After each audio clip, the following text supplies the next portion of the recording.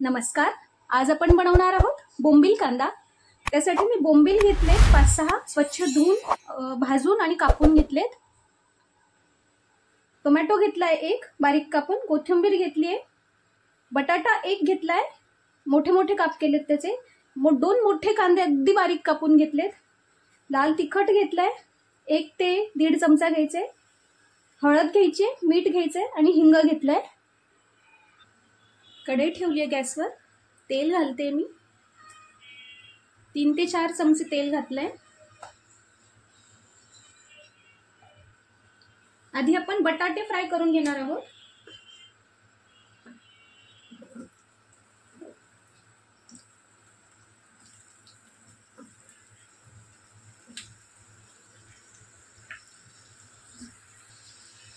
बटाटे आपण छान गोल्डन ब्राउन करून घ्यायचे.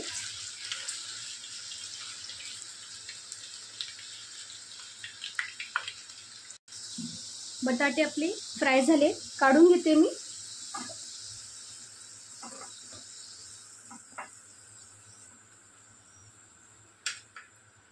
आता आपल्याला बोंबील फ्राय करून घ्यायचे. त्यासाठी थोडं हिंग घालते मी तेलात, म्हणजे जो बोंबलाचा वास असतो तो कमी येतो.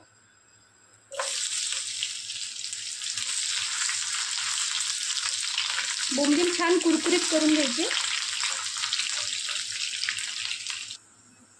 बोंबील पण आपले फ्राय झालेत, काढून घेते मी.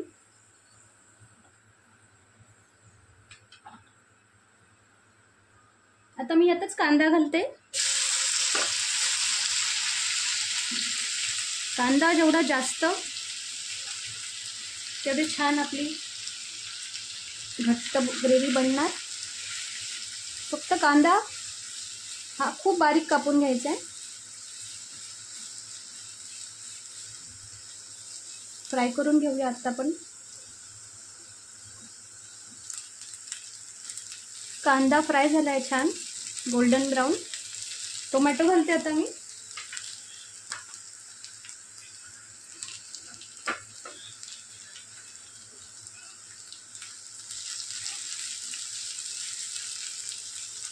मीठ घालते म्हणजे टोमॅटो आणि कांदे लवकर मेल्ट होतील.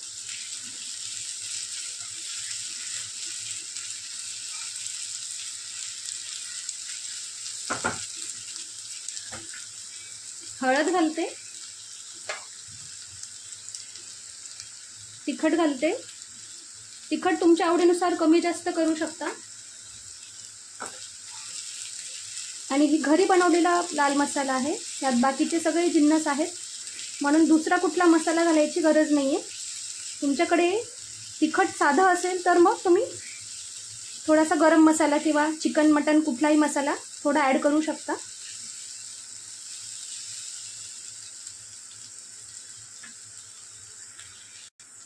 बोंबील आणि बटाटा घालते आता मी.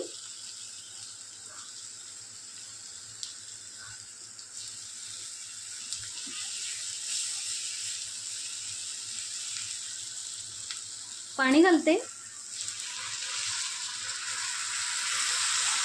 1 ग्लासभर पाणी घातलंय मी, कारण आपला कांदा आणि बटाटा सगळं शिजेपर्यंत पाणी थोडं आटणार आहे.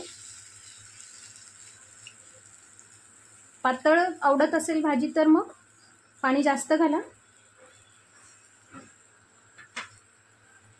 कोथिंबीर घालते.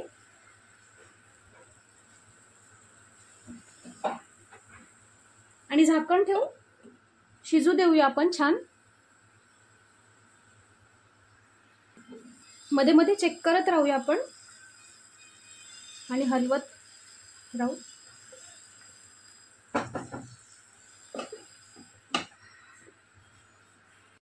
उघडून बघते मी पुन्हा एकदा. बघू शकता की छान आपल्या बोंबील कांद्याला रंग आलाय आणि बटाटाही शिजलाय. सुरीने चेक करून बघते मी. बटाटाही आपला छान शिजलाय.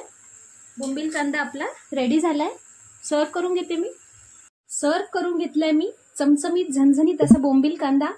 नक्की रेसिपी ट्राय करून बघा आणि आवडल्यास रोशनीज रेसिपीजला लाईक शेअर कमेंट करा. थँक्यू.